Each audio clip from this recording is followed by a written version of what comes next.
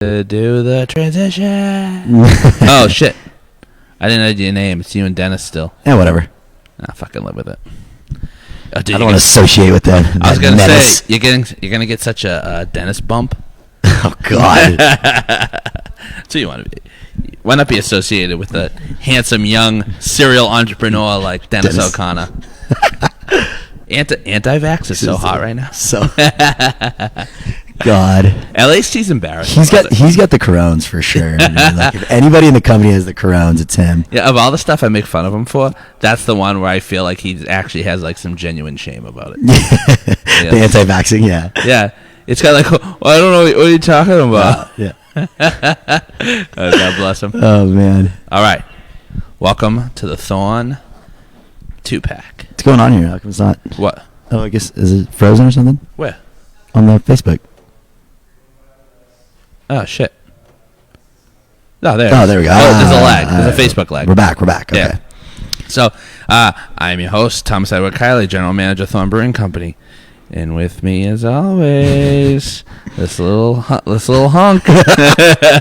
Two-round sales director for Thorn. Dude, you are murdered out today. Murdered out, bro. Black on black on black. Oh, my shorts are kind of green.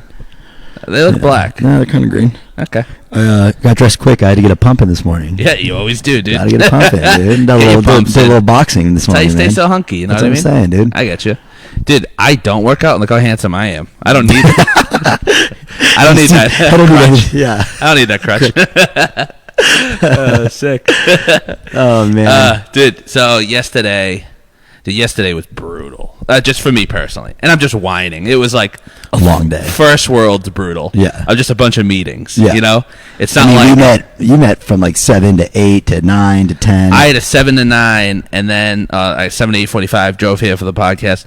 Then we had a 10 to 11, and 11 to 12, and a 12 to 1. That didn't end up ending till 2 or 1:30. Then we went. And we had a nice little lunch. Yeah, dude, we earned it. Had a couple beers. Some beers. And yeah, but whatever. Again, it's like first world bad day. Yeah. Like my kid didn't die or anything. There's not like a pandemic or anything going on either. Yeah. So, but anyways, so our day yesterday was spent trying to get moving on our plans for 2021. So we were talking to Dennis yesterday about what our ambitions were for all like the different beers we wanted to release. Right. And I actually forgot some. So but I wanted to do is I'm curious. I have a general idea. Actually talked about it, but we haven't officially ranked it. So I'm gonna bring back up all the things that we're talking about releasing next year, and you tell me the ones you're most excited about and the ones you're least excited about. Is that cool? Bring it on. Okay. So we're sticking with Relay, Treading, Lightly, Hops to Pot, which separate conversation. Hops to Pot, Barrio Lager, Barrio Relay, Treading, Hopsta, and the Michelada. Right. So those will be the 5 year-round don't change. Right. Then the quarterly rotators. We're going to keep going with the Essentials, West Coast IPA every quarter will change. Shades of Haze, Cryo Hopped Hazy IPA will change every quarter. Low Hanging Sour, a different fruit kettle sour every quarter. We're adding... Yes. I already know this is your pick. Yep. The Chocolate Covered series. Yep. So every quarter it'll be a new stout, and it'll be a chocolate covered insert. So chocolate covered strawberries, chocolate covered cherries. Yep. You are really excited about one of them that I think it doesn't really sound that appealing to me. What? Chocolate covered raisins or something. Dude, do you not like chocolate covered raisins? That's not my favorite. Bro, you're missing But like out. if I saw a chocolate covered raisins beer, I'd be like, No way, dude. You get like this what? Are you kidding me? You get like the sweet notes of the raisin. You get a little like bitterness from the chocolate. See, I don't think like that when I look at the word raisin. I don't think, blend of sweet and bittery and savory. Like I don't think that when I see food. I look at something and be like it, hate it, and I don't think about it. It's like squash. I threw up in my mouth when I was eating that as a kid once. I can't tell you what it tastes like in my head, except I hate it. I don't want it. You have the palate of a 13-year-old child. I am a very 13-year-old. Yeah. Yes, correct. We go get a sandwich, and it's the same 4 sandwiches. I get my corned beef sandwiches. Yeah. I get my cheese pizza. Yeah. My chicken finger and French fries. So basic, yeah. 13-year-old. And what are the chances? This is what it looks like. But, okay. Chocolate covered series. Right. Then, and these will all be like distro releases, right? So widely available. So I'm gonna separate them. Right. We think we are gonna be able to do the terpene infused IPA this year. Sweet. So we found at least one terpene that is approved through the government that we can use in a beer. So the OG IPA will return. In a perfect world, we'll be able to change the terpene every quarter if we can get 4 that are actually approved. Right. But so for now, we're assuming we will be able to get 4. So that is going to be that's a rotator. Right. Then we're going to have the Black Paw Hard Seltzer. We're going to do an Agua Fresca line. Right. So it'll be all Agua Fresca inspired seltzers. And then there's going to be the Black Paw Hardline series, right, which will be hard ginger, and then possibly a hard tea, a hard coffee, right, and an imperial seltzer. Yes. Okay. Then we're going like smaller 15-barrel stuff. We're going to try to do a non-alcoholic beer. It's not looking good. Got some bad news yesterday. Oh, the equipment's like $175,000 to do it legit. Ooh. We can maybe do a crappy one. 15 barrels at a time. Might have to let. Well, it's a try. I mean, I want to try it anyways. At least one. I don't know if I want to do one every quarter based on that. All right. But again, small 15-barrel batches once a quarter. Right. A fruited hazy. Right. And of a sour michelada. Right. So we're gonna whatever the quarterly sour is, we're gonna make it into a michelada. It's a 15-barrel batch once a quarter. And then, did I miss anything? I think you nailed it. Oh, a low ABV beer. Yeah, low ABV. We're going to do a 2 to 4% beer. Again, 15-barrel every quarter. Right. Okay, so we all... Actually, start with the cores. Okay. You want to rank the cores? Rank the cores. The 5 that, as I mentioned, that not even that are your favorite, that you're just most excited about next year, for whatever reason. So, I like the michelada. I mean, I think we've been saying that over and over again. So, I think everyone likes the shiny new toy. Yeah, you're right. You got to like the shiny new toy. I like the fact that we're considering doing variants of it. So, like, I know we had mentioned, like, throwing some mango in it or throwing Well, some... now you're cheating because that's the sour michelada. What you know what I'm saying. So the sour michelada, whatever, variants of the michelada. Okay. Right? All 3 cores, I think, come in at the same level. I'm just excited for the way the cans are going to look. That's what I'm really pumped for. So the new look on it. Yeah, we're doing a refresh. Refresh. So doing up all the cans. Right. I love where those are going. I think I do too. So I think that's going to be pretty sweet. And that's actually kind of playing into one of my choices. But all right, so you're going michelada 1. Michelada 1. What's your 2? Out of the course? Yep, out of the 5. Relay, Barrio, Hopster, Treading. I'm going Hopster. I know that we discussed kind of changing up the recipe and like making it a more consistent Hopster pot. So instead of doing a different hop blend every time, we're going to zero in on a favorite of it and make it. This last batch of Hopster pot, I think, could easily be the one. It's seriously so good. So the batch that we're about to brew next week, is going to be test 1 of the one and only. Yeah, the one Hopster pot to rule them all. Yep, I'm into that. So I'd probably that. I'm excited for Relay to see where it does in the chains. So I'm excited to see where it goes with that. And then what a sales guy answer. You know what I'm saying? Yeah, dude, you got to lean into what's working, man. Barrio and Treading. I'm gonna go Treading because same thing, potential, right? And then Barrio. I mean, Barrio is just overall just a killer beer. I know it's. You already put Relay, right? You put Relay third? Yeah. Okay, I'm going number 1, Michelada 2. Again, shiny new toy. Right. With the exception of Treading, I've been drinking the other 3 for 3 years. So it's cool to have a new one. So I'm just excited on the new one. Right. I'm going Hopster for my number 2. Right. Same reason, because, like, we're going to just pick one. Right. And, like, we're rolling with it. I like it. And it seems like Sean and Eric have come up with a few new tweaks where it's just been, from a guy that has to look at the financials, it's been such a pain in the ass beer because the yield is so low, and with some of the tweaks that we're coming on, the yield has already gone through the roof. Yeah, and that excites me. Me too. So and I like the way we're able to head with it because we're getting more efficient and because we're picking a recipe. I think we're going to be able to lower the price on it to get it line price to the Relay, right? And that excites me too because now more sales, it's a little more affordable, and I always like that. I think that's important for us. I think like driving value, so like good beers at a good price, right? That are widely available. And then I'm going Treading Again, same thing, new toy. Right. And every time I drink a Treading, I'm surprised at how much I like it. Me too. The idea of a low-cal anything is always a turnoff for me. Yeah. But, like, I'll intentionally grab a Treading being like, all right, chubby. Like, drink a low-cal something. A little fatty. Yeah. You need one of these. Yeah. Like, you get enough. You eat your carbs. I totally feel that. I feel the same way with Treading. And it's funny because I feel the exact same way. Every time I drink one, I'm like, fuck, I forgot this was really good. Like, it's not even that, like, I'm, like, drinking it just for the low calories. I'm like, I forgot. I'm, like, thoroughly enjoying this. Yeah. You know what I mean? So, I feel you on that. I'm putting Relay as fourth because now with some of these efficiencies we're picking on Hopster, we're piling it to Relay. And so I think we're going to see a slight, like, Relay's been changing for 7 years. Right. And it's been a slow progression.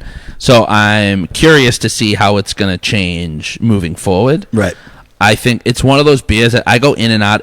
Sometimes it's my favorite IPA we make, and then sometimes I don't know if I get a little bored with it. Yeah. But so every time it does change a little, I get like a little into it. I'm like, yeah, fuck yeah, bring it on. Yeah. Give me that change. And then Barrio was actually I'd say in the past 3 years I've drank more Barrio than any other beer that we've had. Yeah.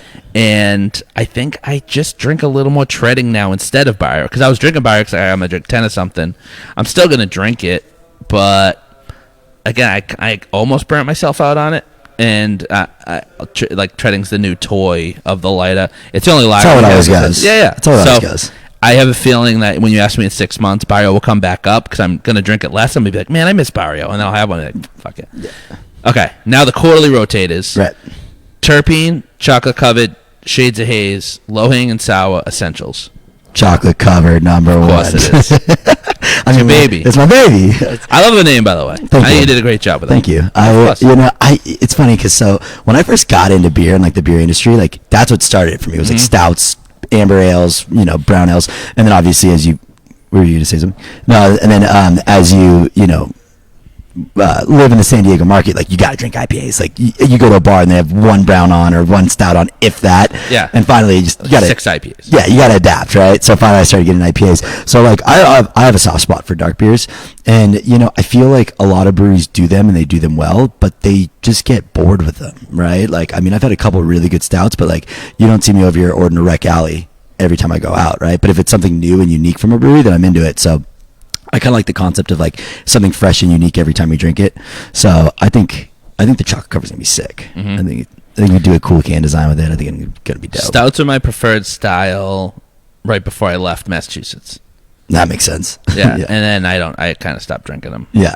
Out here. So and like don't get me wrong, I like a good adjunct stout that's not over the top, and I think that's kind of where we're headed with these. Like you're gonna taste the fruit, you're gonna taste whatever adjuncts in it, but it's not gonna be like, don't get me wrong, I love the big old pastry stouts from modern times, but I mean you can have like half a glass and you're like, okay, too sweet, not for me. Yeah, too much. So I think the move here is gonna be like 3 beer, a 3 beer stout. So I'm stoked on it. I think that's gonna. Okay, so I forgot that. I think we have to add the Agua Fresca Black Paw line into this ranking.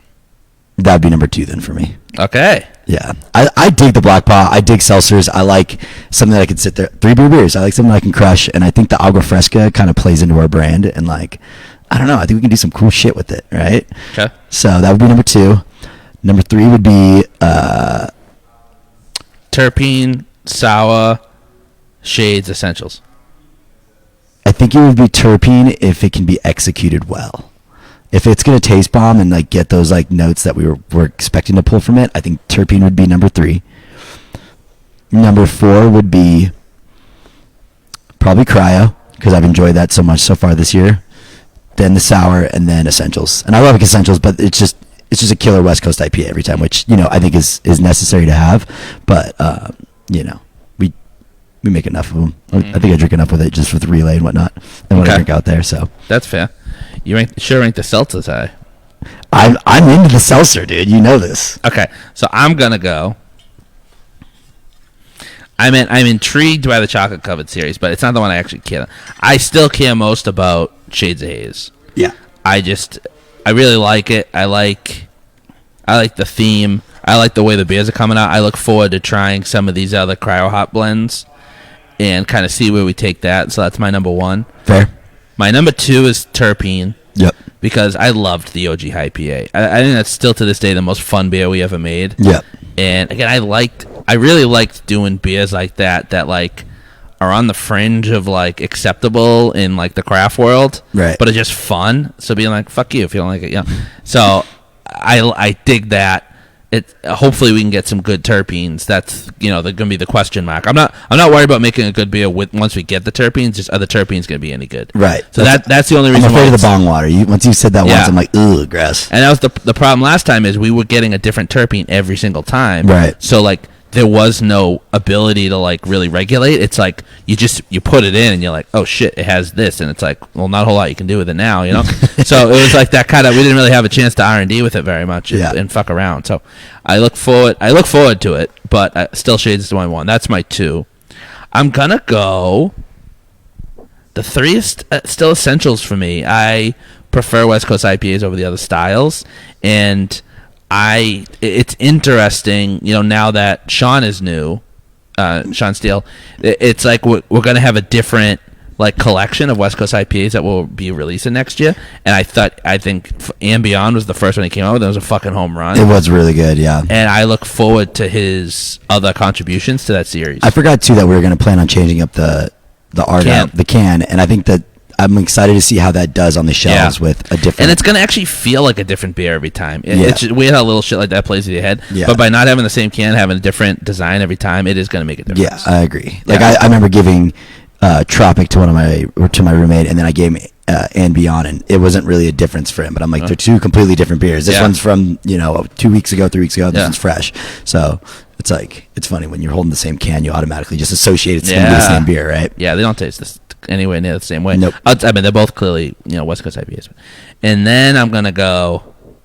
Give it to me. Give me the chocolate cover. I'm going to give you a chocolate cover. That's what I thought. Give it to me. I think it's a great idea. I love the idea of it. I love the name for it. I like the concept. It's everything, and we don't do stouts regularly because I didn't think we ever really had an idea that made sense for us, that was like interesting and like kind of added to our portfolio, and was interesting enough to give was worth anyone's time. Right. I think this is one. Nice. So yeah, I think it's a great idea. Stoked. I look forward to trying them. That's a cool one. I'm gonna go sour next. Okay. Because I was not a big fan of our cherry. I know you like it. I don't really like it that much. I liked our first batch of cherry that Doug made a lot more than this one. Yeah. And I think there's way different approaches to what a sour should taste like between Eric and Doug. And now that we've had that conversation internally, I think the next one, the pineapple one, is going to be excellent. Yeah. I'm pumped on that. Sean's pumped on it too. So yeah. It's like when the brewer's excited, you're like, okay, this is going to be good. You know what I mean? Honestly, I feel like Eric begrudgingly made the sour. Yeah. And he didn't really drink sours. So and I think it it was his idea. Someone that doesn't drink sours, it's his idea of, okay, well, I don't like sours, but if it tastes like this, then I'll enjoy it. Well, it's like, well, that's not the goal. Yeah. So, I look forward to how that series evolves. And then I'm going to go... Actually, I'm going the hard line. I actually should probably bump the hard line up because I love the idea of if we can get a nitrogen doser and do a hard coffee, that's sick. I want to do non-alcoholic coffee. Is what I really want to do. And then you got a fan. Is that you? It's my mom. Is that your mom? What up, mom? And so I dig that concept in Imperial Seltzer and all that stuff's fun. Yeah. Honestly, I don't love the idea of just fermenting sugar and adding stuff to it, which is why I'm putting it so low. I don't really respect seltzers. Yeah. But I am intrigued by the new world that kind of opens up by now finally having the processes in place to ferment and filter the sugar appropriately to actually make it taste good. So I'm kind of pumped on that. And then I'm going Agua Fresca. I think it's a really cool idea. It's definitely an interesting take on seltzer, and it's going to make it kind of fun instead of just doing one. But I just don't really care for seltzers, so that's why it's my last one. That's fair. Sorry, bro. No, it's all good. And then if you were going to rank the sour the 15 barrels, low ABV, no ABV, fruited hazy, sour michelada. So if I had to rank all of them, those four, I would still put the fruited hazy number one. I think that it has potential to even be bumped up into a rotating series too. I think the opportunity with it is there, and I think kind kind of mixing things up. And I think that the Pink Passion was a good first attempt, but I don't think we quite nailed it. And I think if we really dial it in, well, the passion fruit was a little tight. You did not like that. I was not a fan of the tart. Yeah, definitely not a fan of the tart. So I think if we can dial it in and nail it, I think that can blow up. 2 would be the sour michelada, because I'm a fan of the idea of throwing like cucumber in it or mango or any sort of crazy shit like that. Then it would be probably the NA, because I think it has more potential in the chains, and then it'd be the low ABV. To me, the low ABV just doesn't do much for me, but that's just me personally. Yeah, I am curious. Unless we sell it like dirt cheap. Say that. My ranking real quick. I'm gonna say sour michelada, because it's the most interesting we ever made one. Fruited hazy, even though I think it has a better chance of being like a year-round beer for us or whatever. The sour michelada is just a more interesting concept, I think. And then I'm going after that. I'm going same reason. I'm going no ABV and then low ABV, right? Because it's like I don't drink NA beer. Yeah. So I'm like kind of intrigued by it. I've had low ABV beer, and I'm like, just water. It's water beer. Yeah. I'd rather have a soda. Yeah, I feel the same way. But I think it's cool that we're doing it, and not every beer is meant to be for me. Yeah. So I'm pushing for it because I think it's a cool idea. It's not going to be one that I'm going to like. I'm not going to be like waiting in line at the brewery for someone to open it up for me. Ooh, I'm so excited. Yeah, and then someone shows up. Beer. Yeah, someone shows up like, Tom, you had a key. Could just walk right in and be like, no, it's the anticipation. I need someone. First person in line. Yeah. For his own can release. No, we didn't talk. You kind of half mentioned it, but we didn't actually go into it. What about, we said fruited hazy. We said sour michelada. What about fruited michelada? Not sour. See, I think that's the move. I think fruited michelada is the move. I think we do like a mango michelada, a cucumber michelada. I guess you can call it sour. And maybe one of them could be sour. Yeah, I'm into that. Well, we could do both if we want. We can do what the fuck we want. Yeah. We're our own men. Okay. Well, hey, can we make a mental note to do that? Yeah, super down. So what we said? Fruited michelada, sour michelada. Both. Doing both. All right, boom, done. So speaking of micheladas, did you see that there's that Brewbound article that Tio Rodrigo, which is the brand that I thought Slow Brewing created, kind of like our Black Pod? That's what I think it is. Well, but it's not. But they released a press release like it's just coming out today. Yeah, I have no idea. Did they just never announce it? I don't know. I mean, I haven't seen anything. I just started seeing it on the shelves, so maybe. But I mean, it's been out for like 2 years. Like I've seen this for. I thought. I've seen it a couple times. Is it possible that initially it was like created by someone that used their beer? Can't be possible, right? That's possible. The Tio Rodrigo might be the mix. Oh. So maybe it's like they partnered with a mix, and then now they own it. Do they use a hef? Yeah, they use a hef. Yeah, they use a hef. I don't like that idea. I don't like that idea either. I honestly don't remember what they tasted like. I don't really remember either. I remember them being decent. They were pretty good. Yeah. Ours is better, but of course. I mean, you have to say it. Gotta say. Plus, it's true. Plus, it's true. Yeah. No, that's interesting. The idea of using a hef for a michelada doesn't do it for me. I know, me too. I thought that was weird. But I mean, God bless them. They're like one of the first ones out there, right? I mean, actually, the success of that one. So, after chewing on it some more and hearing some opinions, I realized, because I had asked you, like, dude, do you remember how we decided to do a michelada? And I have emails back where, like, I had asked certain people, like Stone, hey, if we made one, would you carry it? But I wasn't getting down to why we decided. So we had already decided it was something we were thinking about exploring. Right. And you had a meeting at Vaughn's, and you were like, well, hey, here's some stuff we're thinking about. You threw out canned michelada. He goes, I have a canned michelada. It's doing really well. I'm interested. And that's why we prioritized it high. They go, okay, well, we have a legit buyer who can actually like move some beer that's down to do it. We love all these new ideas we're talking about. Let's just start with that one. Right. And so that's why we did that. But before it, and then, I don't know if it was you or someone the other day said, hey, I was at an account, and they claimed credit for coming up with the michelada idea. I'm like, who? Like Third Ave Ale House. They did, for one of their anniversaries in Chula Vista, for one of their anniversaries, they did a collab with, I forget what the brewery was, but they made a draft michelada. And when Jay and I had it, we were already doing micheladas in the tasting room, and Jay like, yo, why don't we do like that? Whatever brewery it wasn't planning on doing it full time. Like, dude, why don't we just like make a michelada and like keg it out and like can it out? Right. So shout out to Third Ave Ale House. It was because of them.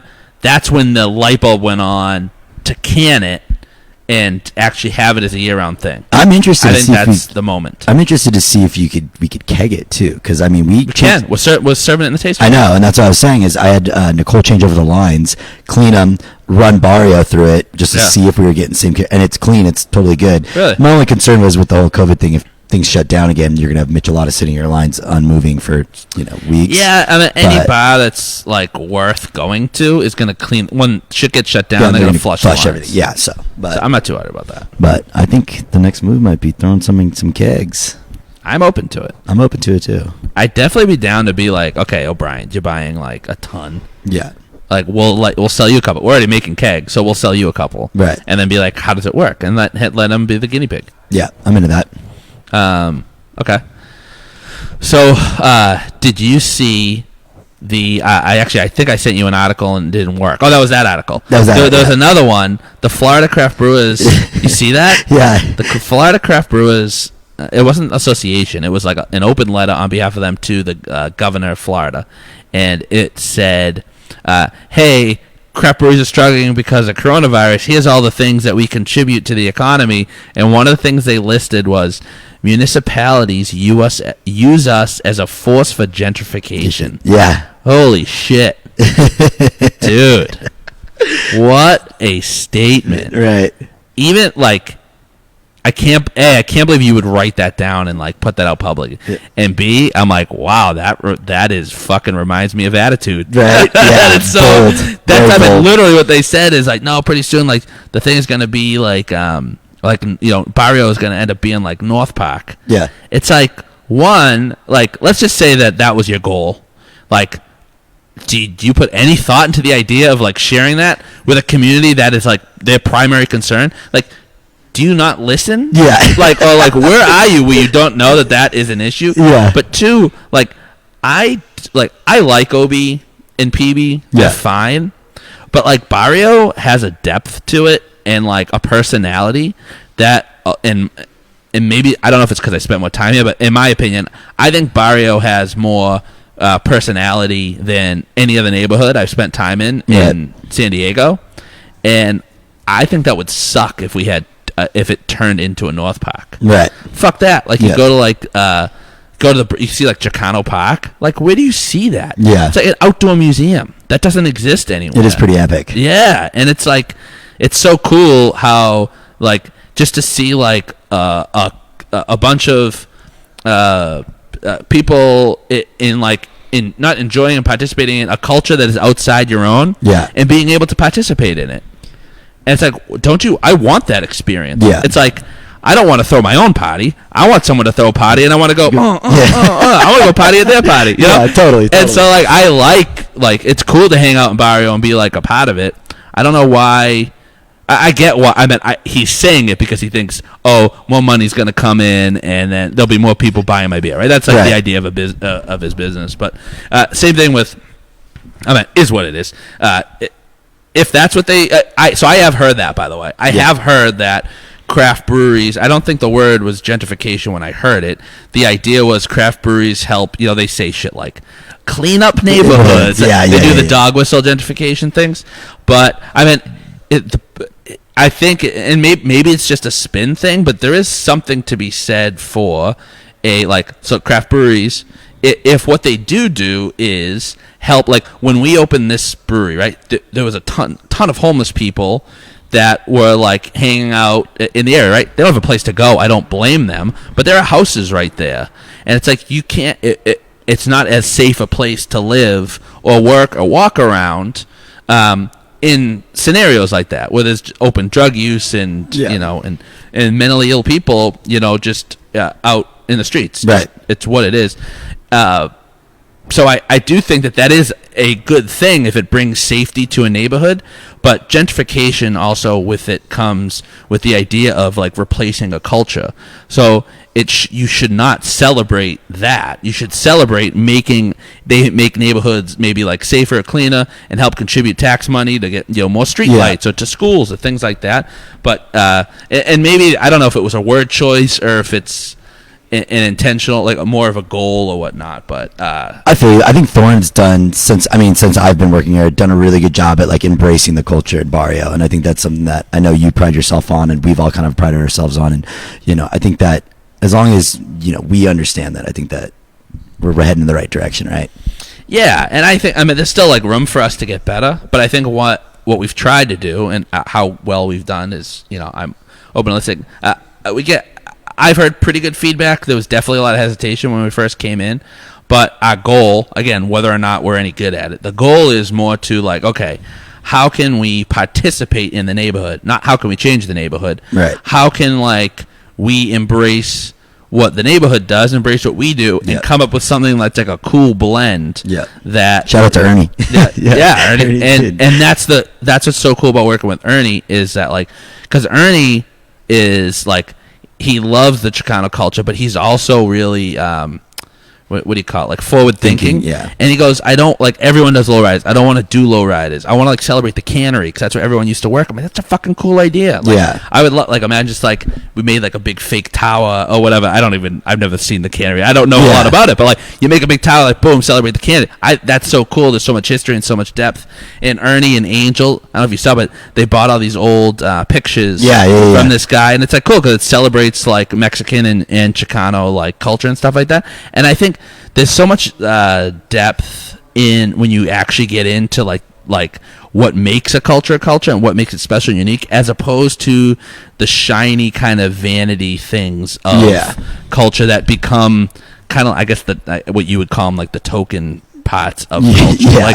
Like I'm like sure the expectation, like No, I meant like a low ride. Like low ride is like I'm sure there's something to it I'm not getting, but it also to me it seems kind of shallow. It's just like, hey, look at my fancy car that bounces. Right? Could be missing something. Right. But like celebrating the artists that like painted, Chicano Park, and like there's a lot of like political messages and things like that, and like celebration of the history. I just find that more interesting. I agree. I feel you on that. 100%. Yeah. Do you see 805 is coming out with a Mexican lager?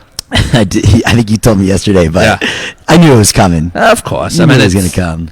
When you look at like the IRI and the Nielsen data, it's like, hey, what's doing well? 805 is the most consumed or most purchased beer in the Southwest. Still?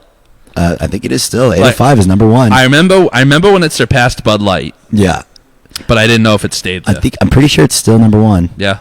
So, I mean, at that point, they're like, we got to ride those coattails. Yeah. What can we come out with? And I think a Mexican lager is the perfect move for it, right? Yeah. So, especially, I mean, A, for the region, but then B, when you look at it, it's like, what's doing well? It's like light lager. Yeah, and they did a good job. Firestone Walker did a good job at branding 805 as its own individual brand and like making it their lighter line. And I always praise that idea. We tried to do that at Latitude with Cold Craft. It was going to be like a light lager line or whatever. And I think they nailed it. And then it's like coming out the Mexican version. I think that was the next move. Like I don't think there was any other move but doing that, right? Mm-hmm. So I don't know. We'll see how it does.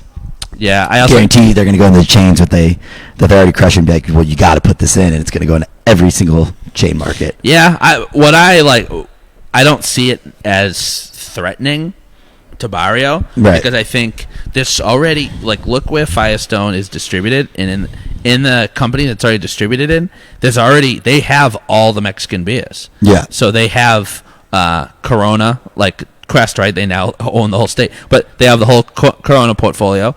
They have Pacifico, Modelo. They have, you name a Mexican lager and they have it. They have Sal Norte. Yeah. So 805, I don't think that a bar is going to put on another macro craft line. I guess not macro. I think what you'll end up having is you'll have certain bars that want to go craft, but they, and they want a Mexican lager, but they, want something that's more well known. So they'll probably pull their Pacifico handles for it.